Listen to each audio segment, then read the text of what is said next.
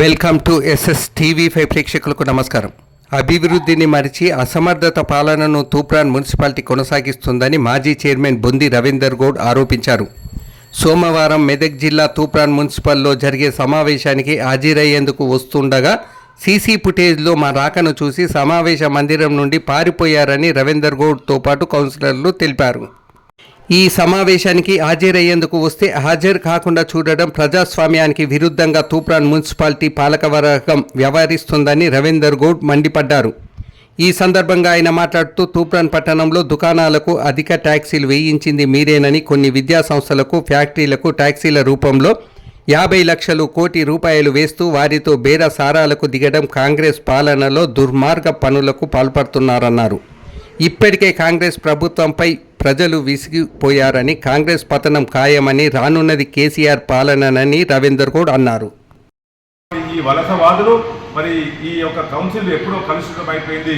వారు మరి ఈ విధంగా అన్యాయంగా అవమానకరంగా మమ్మల్ని సంతకాలు పెట్టకుండా తీసుకుపోతుంటే నిజంగా నవ్వొస్తుంది. వీళ్ళ ఇంత అల్పుల చేతిలో తూప్రాన్ మున్సిపాలిటీ ఉందా అని నిజంగా సిగ్గైతుందని సందర్భంగా తెలియజేస్తా ఉన్నాను.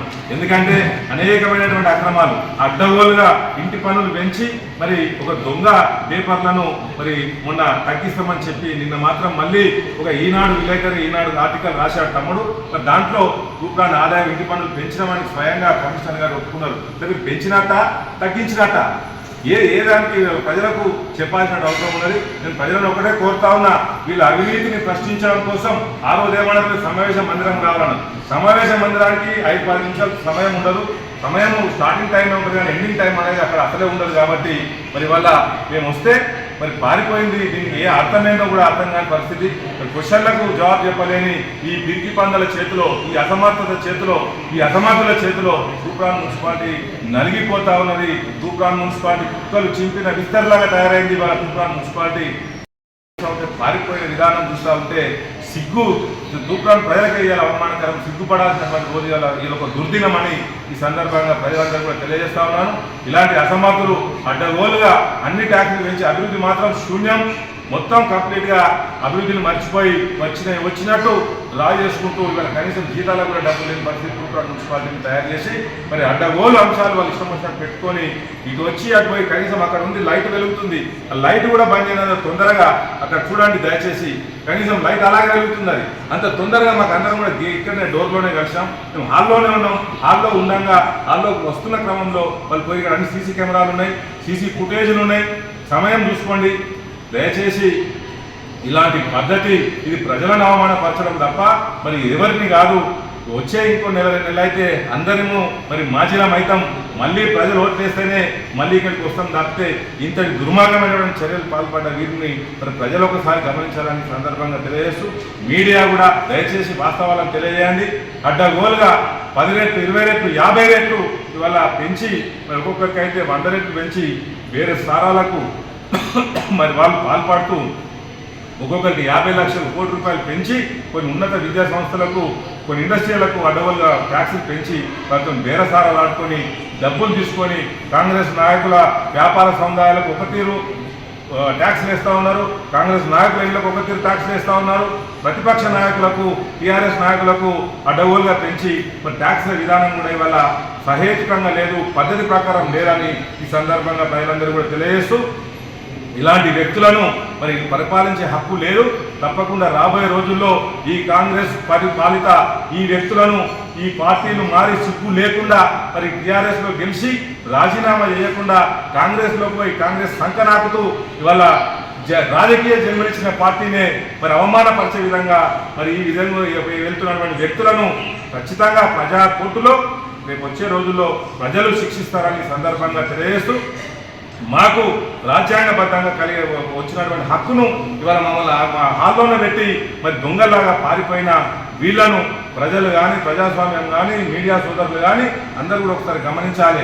5-10 నిమిషాలు అనేది కామన్గా జరిగే ప్రాసెస్. అది గతంలో ఎన్నో నాకు తెలిసి తెలంగాణ రాష్ట్రంలోనే ఇంత చిల్లరగా, ఇంత అల్పంగా ఆలోచన చేసిన వ్యక్తులు వీళ్ళే అని ఈ సందర్భంగా తెలియజేస్తా ఉన్నాను. వెళ్ళారు కాబట్టి దీన్ని తప్పకుండా కలెక్టర్ గారికి, ఆర్డీఓ గారికి అందరికీ కూడా ఇస్తాం. ముఖ్యంగా ప్రజలు గమనించాలని, ప్రజలందరూ కూడా వాస్తవాలు ఏంటో మరి నన్ను హాల్కు సమావేశం రమ్మని ఒకసారి అక్కడ మీడియా పాయింట్లో వాళ్ళు సవాల్ ఇస్తారు. మరి సమావేశానికి వస్తే ఈ పిరికి పందాలకు ఎందుకు పారిపోయారు, ఏమైంది, ఎందుకు 2 నిమిషాల్లో పోతే మీ కొబ్బలు మునిగింది ఏముంది? కాబట్టి దయచేసి ఈ అక్రమాలు అన్యాయాలు తూప్రాన్ మున్సిపాలిటీ నిజంగా కూడా ఒక అనాథ మూగపోయింది. కారు చీకట్లు అమ్ముతా ఉన్నాయి, ఎక్కడి వ్యవస్థలు అక్కడనే నాశనం అయిపోయినాయి. మొత్తం శానిటేషన్ కూడా కొలాప్స్ అయిపోయింది.